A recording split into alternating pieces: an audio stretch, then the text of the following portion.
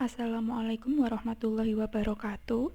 Baik, untuk hari ini kita akan belajar mengenai arti penting norma dalam mewujudkan keadilan. Arti penting norma dalam mewujudkan keadilan. Aturan dalam masyarakat memiliki arti penting bagi terciptanya ketertiban dan keharmonisan masyarakat. Bahwasanya norma dalam masyarakat terbentuk karena adanya berbagai perbedaan individu.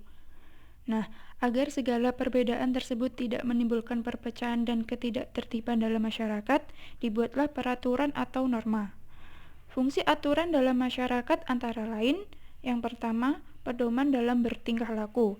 Bahwasanya, norma memuat aturan tingkah laku masyarakat dalam pergaulan sosial.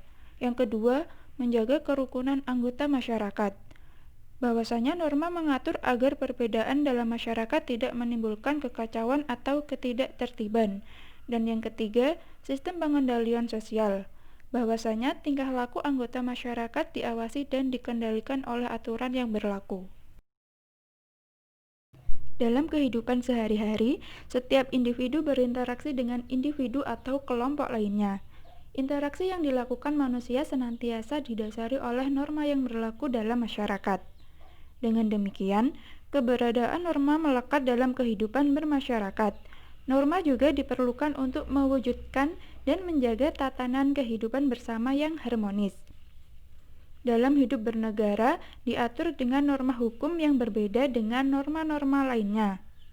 Nah, di sini persamaannya adalah norma-norma tersebut mengatur tata tertib dalam masyarakat, sedangkan perbedaannya terletak pada sanksinya. Dalam kehidupan bernegara, norma hukum memiliki peran yang lebih besar karena mengikat dan memaksa seluruh warga negara serta para penyelenggara negara.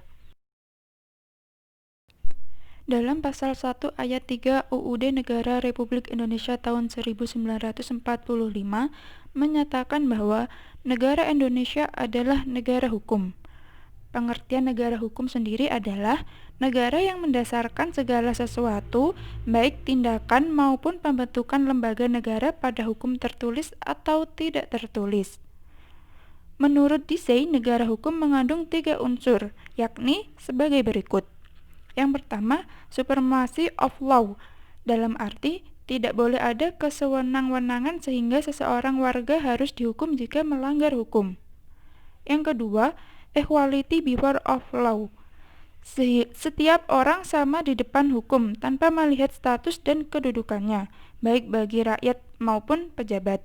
Dan yang ketiga, human rights, yakni diakui dan dijaminnya hak asasi manusia dalam undang-undang atau keputusan pengadilan. Jaminan UUD Negara Republik Indonesia tahun 1945 bahwa Indonesia sebagai negara hukum dapat ditemukan dalam pasal 1 ayat 3 dan pasal 27 ayat 1. Berikut ini bunyi pasal 27 ayat 1. Segala warga negara bersamaan kedudukannya di dalam hukum dan pemerintahan, dan wajib menjunjung hukum dan pemerintahan itu dengan tidak ada kecualinya. Bahwasanya norma hukum tidak dapat berjalan sendiri untuk mencapai keadilan, maka diperlukan alat-alat perlengkapan negara. Paksaan berlakunya norma hukum dilakukan oleh alat-alat perlengkapan negara yang berwenang seperti polisi, jaksa, dan hakim. Untuk menyelesaikan masalah-masalah perdata seperti pembagian harta warisan, dapat mengajukan ke pengadilan untuk diperiksa dan diputuskan oleh hakim. Untuk mencegah dan menanggulangi aksi kejahatan dan gangguan keamanan, diperlukan aparat kepolisian. Sedangkan untuk mewakili negara melakukan tuntutan terhadap pelaku kejahatan di sidang pengadilan dilakukan oleh aparat kejaksaan. Keadilan berasal dari kata dasar adil. Dalam Kamus Besar Bahasa Indonesia diartikan sebagai tindakan tidak berat sebelah, sepatutnya tidak sewenang-wenang. Keadilan menandaskan bahwa setiap manusia tidak boleh diperlakukan sewenang-wenang, tetapi harus diperlakukan sesuai dengan hak-haknya. Oleh karena itu, pelaksanaan keadilan berkaitan dengan kehidupan bersama di lingkungan masyarakat. Nilai-nilai keadilan harus terwujud dalam kehidupan bersama adalah sebagai berikut. Yang pertama, keadilan distributif, yaitu suatu hubungan keadilan antara negara terhadap warganya.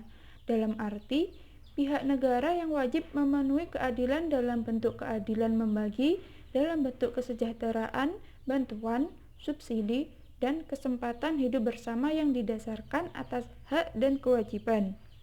Yang kedua, keadilan legal, yaitu hubungan keadilan antara warga negara terhadap negara, dan pihak warga negara wajib memenuhi keadilan dalam bentuk mentaati peraturan perundang-undangan yang berlaku.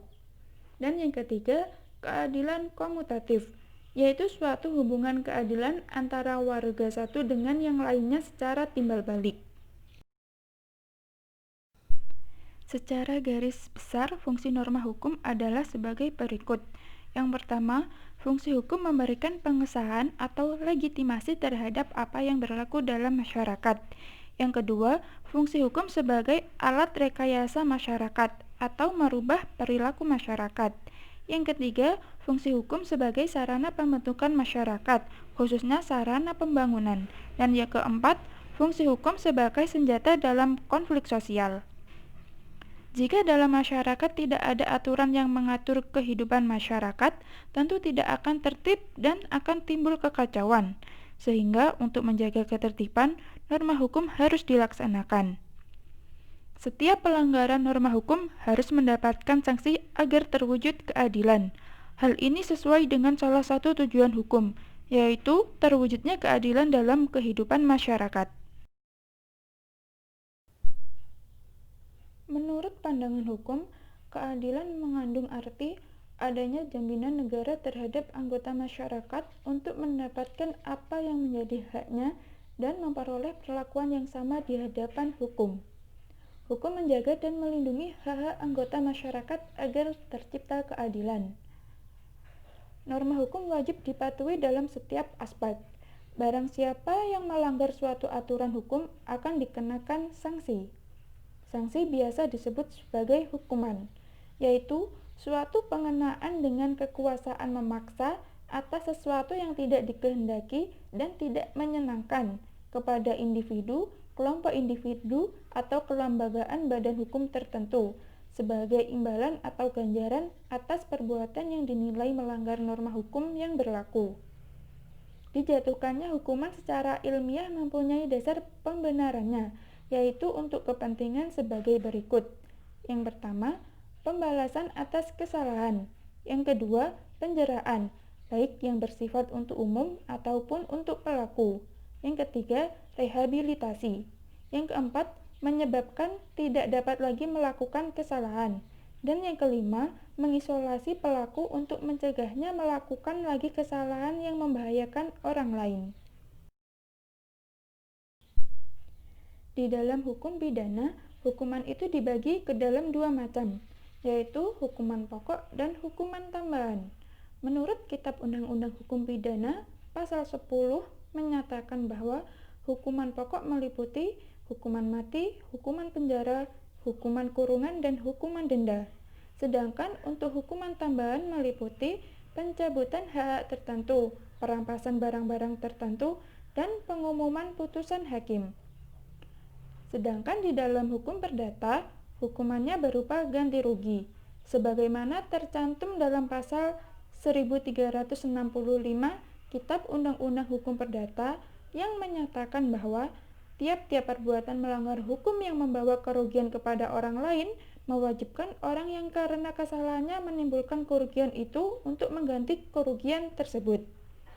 Dan di dalam hukum tata usaha negara, sanksi hukuman berupa pemecatan dari jabatan atau skorsing terhadap seorang pegawai, pencabutan izin usaha, pencabutan izin mengemudi, serta pencabutan izin terbit dan sebagainya. Keadilan diwujudkan dengan terlindunginya hak-hak warga negara dan adanya hukuman yang tegas dan nyata terhadap anggota masyarakat yang melanggar norma hukum. Pemberian hukuman bagi anggota masyarakat yang melanggar hukum dilakukan oleh lembaga peradilan, sehingga masyarakat tidak boleh melakukan tindakan main hakim sendiri. karena melakukan tindakan main hakim sendiri termasuk juga perbuatan melanggar norma hukum. Sekian materi mengenai arti penting norma dalam mewujudkan keadilan. Terima kasih atas perhatiannya. Saya akhiri. Wassalamualaikum warahmatullahi wabarakatuh.